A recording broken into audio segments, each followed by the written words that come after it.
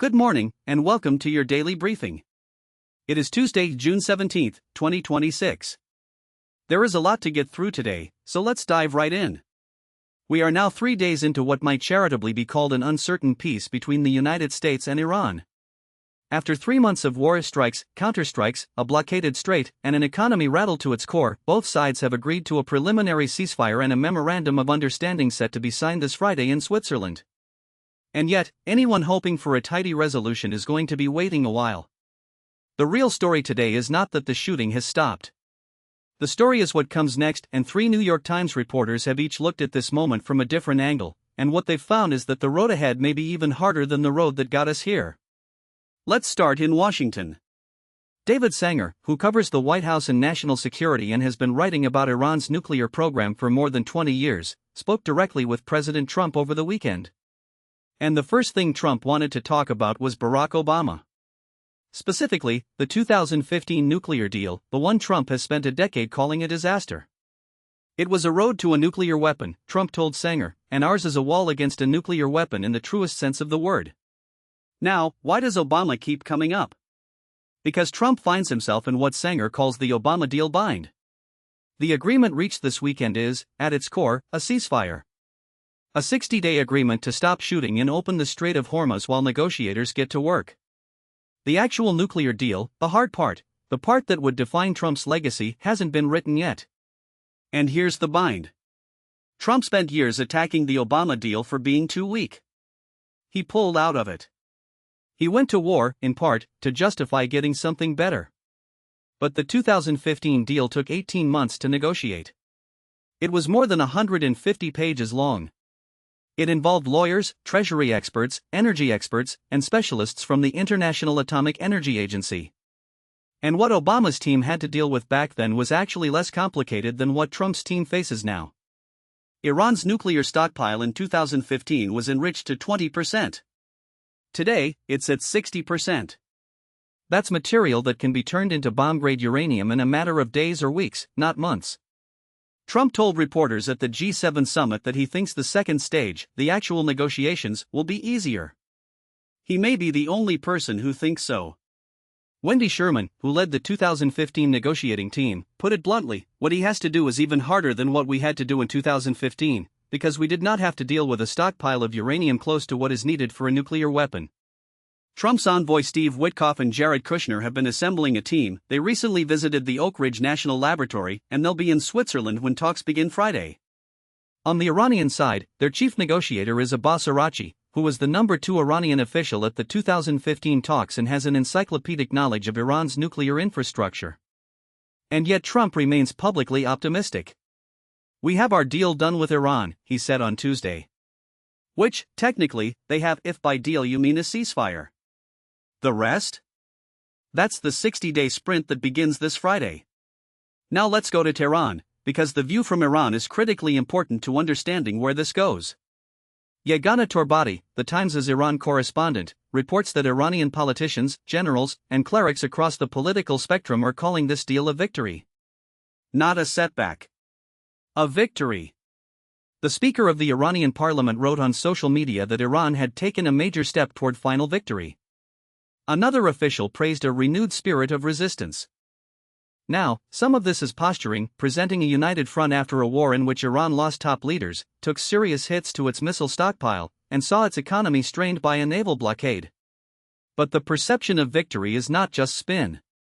The terms of the agreement, as far as we know them, fall short of what Trump had originally declared as his goals: total and complete victory for the United States and unconditional surrender for Iran. That's not what happened. Even the Strait of Hormuz situation reflects Iran's new leverage. Under the agreement, Iran is supposed to allow shipping through the strait, but Tehran has indicated it intends to charge ships for passing through, something it has never done before. Iran has demonstrated it can shut down one of the world's most critical waterways with relatively minimal effort. That's a card it didn't hold before this war, and it's not going to forget it. Iran expert Mirzad Boroujerdi, speaking to Torbati, put it starkly, "I cannot recall another instance in which Iran suffered such serious military setbacks yet emerged with what could be considered a diplomatic victory." He added that this means Iran will go into nuclear negotiations feeling confident. And a confident Iran may be an Iran that's unwilling to make the kinds of concessions Trump needs in order to justify the human and economic cost of going to war. The third angle on this story comes from Patricia Cohen, who covers the global economy, and her reporting may be the most sobering of all. Her argument is simple: whatever happens in Switzerland, the war has permanently altered the world order. The effects are not going to simply reverse themselves when a deal is signed. Start with energy. The near shutdown of oil and gas shipments from the Middle East has forced countries across Asia and Europe to scramble for alternatives. Some, like South Korea and Japan, turn to cold, dirtier, worse for the climate. But over the longer term, this energy shock is likely to accelerate a transition to renewables, solar, wind, nuclear. And here's the kicker: China is positioned to benefit most from that transition. China is leagues ahead of the rest of the world in producing wind turbines, solar panels, batteries, and the software to manage energy systems. As analysts from the global energy consulting firm Wood Mackenzie concluded, China looks to be an out-and-out winner. Meanwhile, the Strait of Hormuz may never return to what it was. Iran wants to impose fees on ships. Even if no formal payment system is codified, Iran has demonstrated it can disrupt traffic anytime it wants. Shipping companies don't like uncertainty. One former chief economist at the International Monetary Fund told Cohen, "I think the Strait is never going to go back to the certainty of free passage that we've been used to." And then there's the broader economic picture. The World Bank has downgraded its global growth forecast. Inflation is roaring back. In the United States, it hit an annual rate of 4.2% in May, the third consecutive month of increases. Wall Street is now expecting the Federal Reserve to raise interest rates at least once this year. The European Central Bank already raised rates last week to 2.25%. As the World Bank put it, the war in the Middle East is generating inflation pressures. And the bank's chief economist summed it up this way: the world economy is going to end up being more jittery. And that is not good for long-term planning, investment, or growth. Before we move on from Iran, there is one more piece of this story that deserves serious attention. On the first day of the war, February 28, the United States military hit a school in the town of Minab, Iran. At least 175 people were killed, most of them children. It was a Saturday, the start of the Iranian workweek. Children and teachers were in class. Pentagon officials knew almost immediately that the U.S. military was responsible. Within days, they privately acknowledged it was a tragic mistake. An internal investigation concluded that the strike was the result of a targeting error. Officials had been using imagery that was 7 years out of date. An analyst had flagged years ago that the building appeared to be a school. But that information never reached targeting officials. The investigation is now complete, sitting on Defense Secretary Pete Hegseth's desk, awaiting sign-off. And more than 100 days after the strike, the United States has not publicly acknowledged responsibility. The Pentagon, asked about the silence last week, said only that the incident is still under investigation. Critics are not being gentle about this. One former senior policy analyst on civilian harm mitigation said, "People need to be fired and decertified for negligence. Senior commanders need potentially to be held under UCMJ violation because this was so incredibly negligent." He added, "There's no fog of war excuse here." The strike, by the way, is being described as the worst civilian casualty incident caused by the U.S. military since 1991, when a U.S. stealth aircraft bombed a civilian shelter in Baghdad, killing more than 400 people. President Trump, in the days after the strike, blamed Iran. Iran does not have Tomahawk missiles. The Times has assessed imagery showing multiple precision strikes hitting the base and the adjacent school. This story is not going away.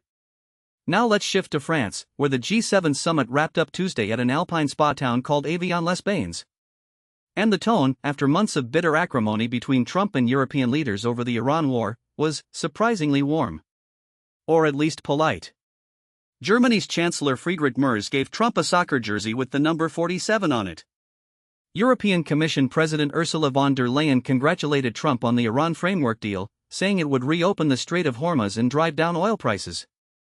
French President Emmanuel Macron invited Trump to dinner at Versailles, which Trump described with apparent delight, noting that Versailles is not a gold leaf. Versailles is the real deal. But underneath the pleasantries, not much has actually changed. As one analyst told Mark Landler of The Times, Europeans in private now broadly accept that they can't wait out Trump and that something quite fundamental in the transatlantic relationship has changed. But of course, the rupture does not give Europeans an alternative plan. So, they have to play nice with Trump. One area where the niceties ran out: Ukraine. Trump was asked directly whether the G7 would help focus attention on the war in Ukraine. He made it clear it would not. "We have nothing to do with it," he said. "It has no impact on us, other than we sell weapons to them. We're thousands of miles away." He said he hopes Iran is soon in the rearview mirror, but Ukraine? Not on his priority list. Ukraine's President Zelensky was at the summit. He told world leaders his country urgently needs air defense missiles. He also released a video showing Ukrainian drones had targeted an oil refinery near Moscow. Trump described their meeting as very good and said he'd meet with Zelensky again. But there was no indication of renewed American engagement. There was some welcome news for Ukraine, though. Trump said that now that the Strait of Hormuz deal is in place, he's more willing to reimpose sanctions on Russian oil. Those sanctions had been temporarily lifted to contain energy prices during the Iran conflict. Before we leave politics, there were primary results last night from several states. In Georgia, the state that will be one of the most watched Senate races in the country this fall, Trump's pick for Senate, Representative Mike Collins, won his primary. He'll face Democratic incumbent Jon Ossoff in November. But Trump's pick for governor, Lieutenant Governor Burt Jones, lost to Rick Jackson. A mixed night for the former president in Georgia. In Alabama, Representative Barry Moore, Trump's endorsed candidate, won a Senate runoff nomination. He'll be the heavy favorite to replace Senator Tommy Tuberville, who is running for governor. And in Washington, D.C., votes are still being counted in the Democratic mayoral contest. As of last check, Janice Lewis George, a Democratic socialist, leads Kenyon McDuffie. Let's turn to a few other major stories from the courts in Washington. At least 5 people have been charged in connection with an alleged plot to attack the White House during last weekend's UFC Fight Night. A 19-year-old from Ohio named Tyson Proper told investigators he and others had planned to use explosive-laden drones and rifles to attack the outdoor event on the White House lawn. According to charging documents, the group wanted to protect the United States, which they believed needed to be torn down so that it could be rebuilt. They also expressed a desire that people involved with Jeffrey Epstein should not govern the country. Proper's mother alerted police 4 days before the fights. The charging documents outline an ambitious scheme but note that the conspirators did not appear to actually possess explosives or the drones they were planning to use. Several suspects are still at large, according to the Secret Service. In a move described by legal experts as unusually aggressive, the Justice Department has intervened in a federal lawsuit against Elon Musk's AI company, xAI. The NAACP sued xAI in April, alleging the company is operating 57 unpermitted gas-burning turbines near the Tennessee-Mississippi border to power its Colossus II data center, in violation of the Clean Air Act, and that those turbines are disproportionately harming black communities. The Justice Department told the court this week to dismiss the case, citing national security. The turbines, DOJ argues, power AI operations that support military functions. More controversially, the DOJ also argued that it has the authority to quash so-called citizen suits, a legal mechanism that has been a cornerstone of environmental enforcement since 1970. Legal experts are calling this position extraordinary. A former DOJ environmental attorney noted that in his 3 decades at the department, he had never filed a pleading with the Associate Attorney General's name on it, a sign, he said, that the department has become politicized. The case is being watched closely and is expected to eventually reach the Fifth Circuit, and possibly the Supreme Court. A federal judge in Idaho has blocked that state's transgender bathroom ban, which was set to go into effect July 1 and would have imposed penalties of up to 5 years in prison for using a restroom that doesn't match one's sex at birth. The judge ruled the law is likely unconstitutional, not primarily on equal protection grounds, but because it's unconstitutionally vague. It requires officers to make subjective, moment-to-moment judgments about a person's biological sex, leaving too much to unguided individual discretion. Idaho's Attorney General said his office will appeal. The Trump administration has taken its most aggressive step yet to dismantle the Department of Education. Programs for disabled students, $15 billion annually, are being moved to the Health and Human Services Department. The Civil Rights Enforcement Office is being transferred to the Justice Department. Critics say this effectively decouples the services students with disabilities receive from the civil rights protections that are supposed to ensure those services. Disability rights groups are calling it chaos. The administration says it will improve efficiency. Lawsuits are expected immediately.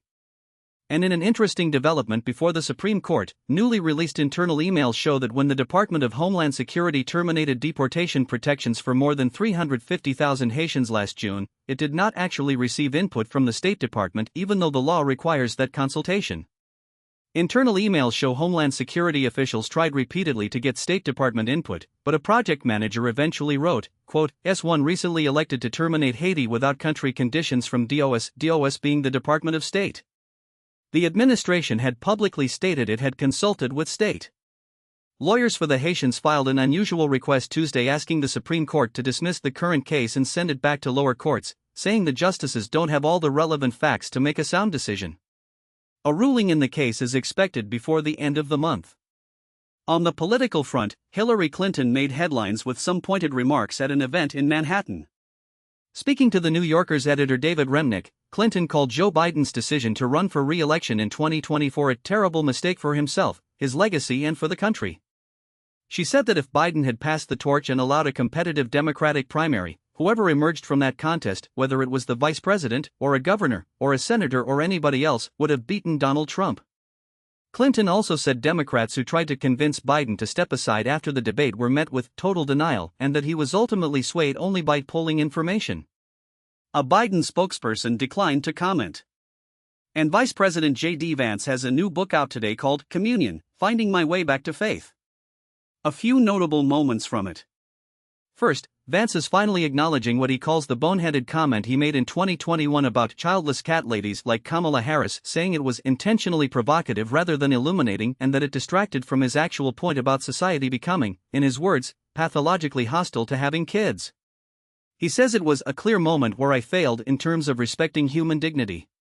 He also writes about meeting Vatican diplomats earlier in his vice presidency and feeling unsettled, criticizing the Vatican's immigration positions as triplatitudes. He writes, "Here I was, the most senior Catholic in the United States government, and the Vatican seemed unwilling to move its moral guidance past the point of trite platitudes." The book is largely about faith, fertility, and his political philosophy. Babies are mentioned 33 times. Trump's name appears 40 times. And he writes movingly about his wife Usha, who is expecting their fourth child, crediting her, a practicing Hindu, with helping lead him back to Christianity. Around the world now. In the English Channel, a Russian naval frigate fired warning shots near the sailboat of a British couple. The Russian ship, the Admiral Grigorovich, had been shadowing by British patrol vessels, and officials say the warning shots were fired because the Russian vessel was drifting and feared a collision with the sailboat.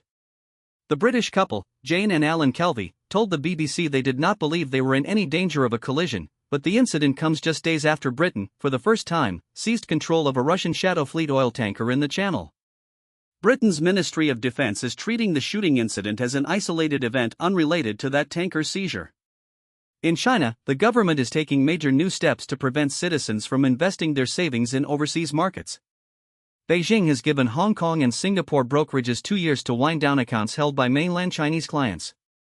It has expanded rules on overseas investment to explicitly cover individuals for the first time, with vague threats to confiscate illegal gains. Social media posts teaching people how to open U.S. stock trading accounts have been censored. The background here: after China's housing market collapsed in 2021, Chinese savers increasingly turned to overseas markets, particularly U.S. stocks, seeking better returns. The government now wants that capital at home, to fund its state-led push for technological self-sufficiency. As one technology worker told The Times, so many people in the world can trade U.S. stocks. Why can't the Chinese? And in Poland, an exiled Russian artist known for his work criticizing Vladimir Putin was shot and killed outside his house in Biała Podlaska, eastern Poland, near the Belarusian border. Robert Kuzovkov, 44, was shot 5 times. 2 Belarusian men in their 30s were detained near the Belarusian consulate in the city. The killing fits a now familiar pattern. Since Putin rose to power, many Russian dissidents have been attacked or killed abroad.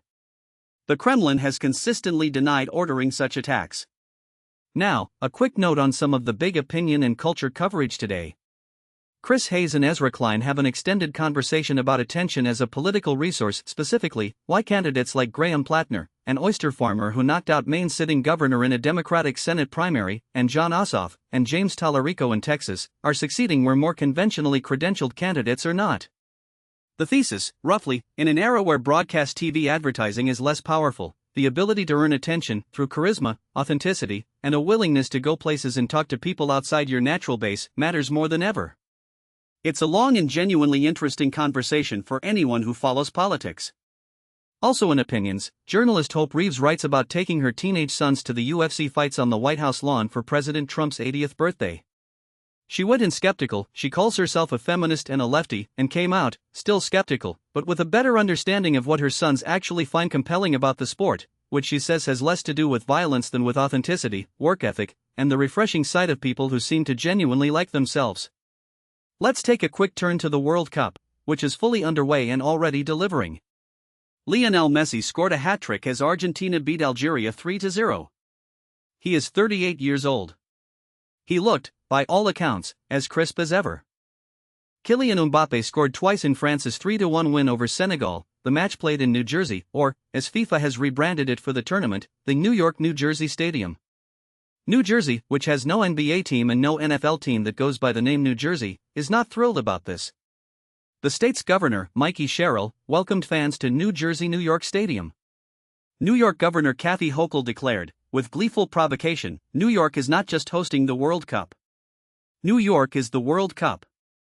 The Times sent 4 journalists to test 4 different ways to get from Manhattan to the stadium: train, bus, bike, and ride share. If you're planning to go, that piece is worth a read.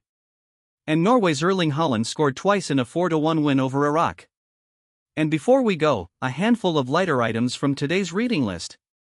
If you've noticed inexplicably long lines outside frozen yogurt shops in New York City, some stretching a full hour, you're not alone. The Times investigated. The short answer is TikTok, engineered scarcity, and possibly the death of the third place in American life. The longer answer involves a very good piece about the sociology of waiting in line together and what we're all really looking for when we queue up for $14 yogurt with artisanal toppings. There are new dating apps that want you to meet your next partner at the gym, or more specifically, at fitness races like High Rocks, or even at your regular gym via geofencing. The pitch: exercise reveals authenticity in a way that dinner and drinks do not.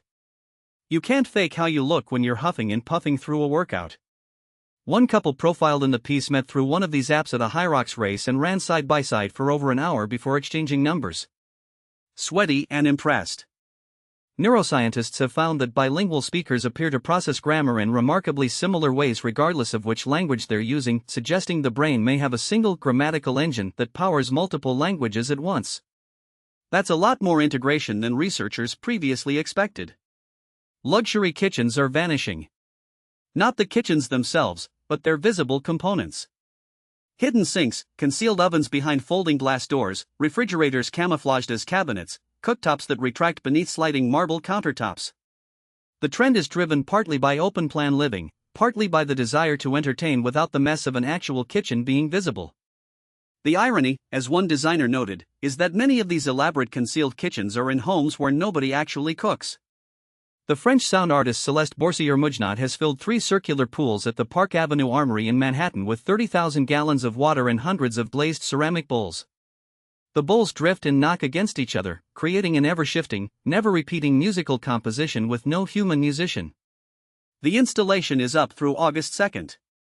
The Times critic calls it a critic's pick and recommends bringing comfortable clothes and planning to sit on the floor for a while. Paddington Bear is coming to Broadway. The musical, which has been a hit in London, is scheduled to open at the Hirschfeld Theatre in April 2027. Tickets will start at $69. The bear is played by a performer of short stature in costume, with another actor offstage providing the voice. As one producer put it, as the world has become darker, the lightness and joy of the story have become more relevant. And finally, there's a piece on executive functioning for people with ADHD, autism, and related conditions, with practical, expert-backed strategies for starting tasks that feel impossible to begin. One tip worth sharing to everyone, not just those with formal diagnoses: the idea of body doubling, which just means working alongside another person, virtually or in person, to create momentum. Turns out, we all do better when we're not alone with the pile of things we're avoiding. That is your briefing for Tuesday, June 17, 2026. A lot of the world is holding its breath this week, waiting to see what gets signed in Switzerland on Friday and what it actually means. We'll be watching. Until tomorrow, take care of yourselves.